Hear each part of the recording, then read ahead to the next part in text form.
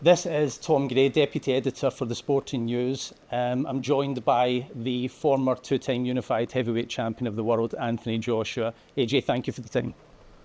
Thanks for having me. You are looking to become rare territory, looking to become the three-time heavyweight champion of the world. How much at this point in your career, after all you've accomplished, does boxing history mean to you? Boxing history, dating back. Achieving it?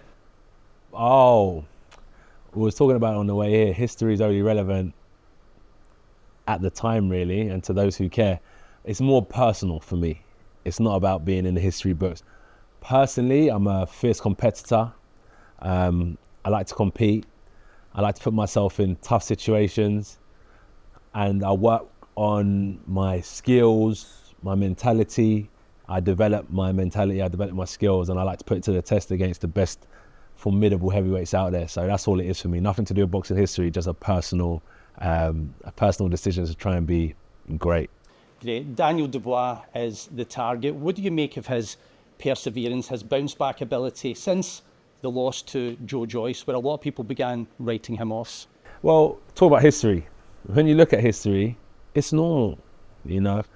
When you're fighting good fighters and you're coming through, a lot of great fighters in history take losses, and they'll compete with each other, where Daniel Dubois may have fought Joe Joyce 3 or 4 times in his career.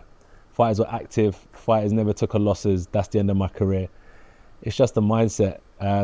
Bounce back ability, I think that every fighter has that in them. And Dubois shown that as well, yeah. So it's just people that want to write him off. But in the history of sport, if you're talking about history, many of fighters have had bounce back ability. He's coming off the win over Filip Hrgović. What did you make of that performance? Any surprises in that for you? I was there. I picked Daniel Dubois to be victorious due to the fact that he was a bit more hardened with competition that he'd been in there with. I think Filip Hrgović has a lot of talent, yet he didn't have the right opponents to express that. And I do believe in boxing, even if you do lose, it can toughen you up a bit. And he's been in with fighters that have made him have to think throughout the whole duration of the fight. And I don't think Filip Hrgović had been in that situation before. So due to those reasons, I picked Daniel Dubois to win, and he went out there and he done it. It was a close fight.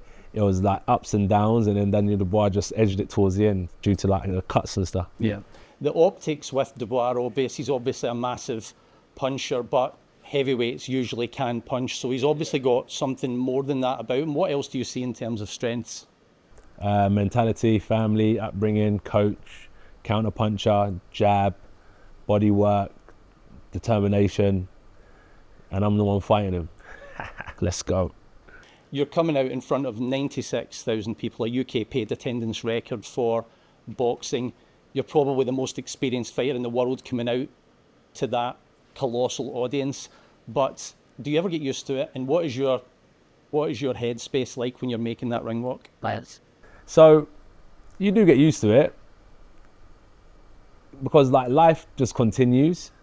We're so good at adjusting, and I always feel like on Sunday morning I end up going back to my bedroom and I sleep in the same bed, and so I just look at it as just don't let it overwhelm me, because tomorrow I'm going to be having breakfast and doing the things that I was doing Friday night. So that's that. And what was you going to say? Do you feel the energy though? You must feel the energy. Oh, when I walk out? Yeah. Oh, what, there and then? Yeah, you definitely feel it. But I don't let it overwhelm me, because I know tomorrow will come and everything will balance again. So I don't ride too high if the crowd are cheering for me, and I don't ride too low if the crowd are booing me. I just stay balanced, because I know tomorrow everything will go back to its normal frequency. Let me ask you, I was looking into your philanthropic work, the amazing things that you've done in Nigeria. You've been over there a couple of times. Beautiful picture of you with thousands of people behind you. Any chance of, if not necessarily right in Nigeria, but you're very passionate about your roots, of fighting on the African continent at any point in your career?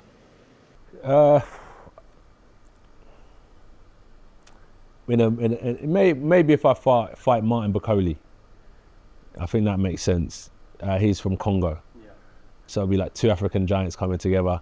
However, it would have to be something where there's an interest from like a sponsor or government, or business plan that can take us over there, because right now a lot of business is being done for me personally in the UK and Saudi.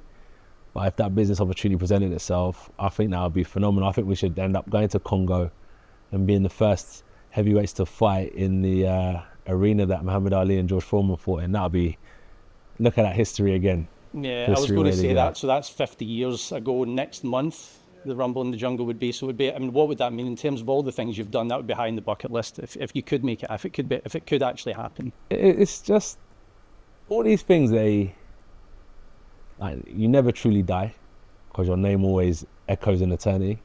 So these things will make sure my name rings for many years after I'm not here. Be phenomenal. I'll still be haunting the boxing community. I was speaking to someone, they said that if the Dubois fight was scheduled for 3 rounds, there's still a chance this might not go the distance because both of you are hard punchers, right, or knockout artists. Explain for the layman why that might not be the case, because the fight can still go deep. It could go 12 rounds, because I'm very determined, and so is he. So aside from boxing ability, strength, it's your will.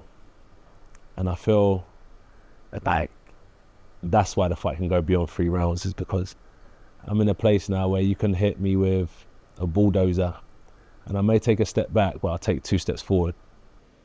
And come Saturday then, no doubt in your mind, you'll be a 3-time heavyweight champion of the world? No doubt in my mind, I'm going to be 3-time heavyweight champion of the world. Anthony Joshua, thank you. Thank you very much.